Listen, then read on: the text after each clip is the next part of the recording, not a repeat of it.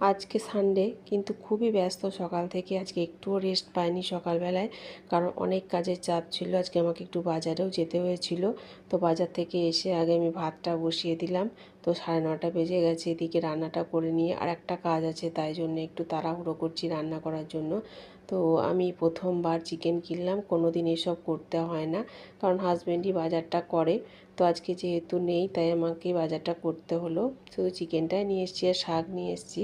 তো এদিকে মেয়ে হচ্ছে ম্যাগি বানালো, কারণ আমি আর কিছু করার টাইম পাইনি। আর এদিকে পাঁপড় ছিল, সেটা ভেজে দিলাম। আজকে আর বিশেষ কিছু রান্না করব না, আর মাছ ভেজে দেব শাশুড়ি মায়ের জন্য। তো বিছানা চাদরটা সকালেই মেশিনে দিয়েছি, তো তখন পাতা হয়নি। তাই এটা বিছানাটা ঠিক করে নিই, কেমন হয়ে আছে দেখতে ভালো লাগছে না। তো এটা ঠিক করে দিকে চিকেনটাও বসিয়ে দিয়ে এসেছি। রান্না হয়ে গেছে। আজকে একদম পাতলা লাইট ঝোল, ডাল করিনি। তো ভিডিওটা এখানেই রাখছি।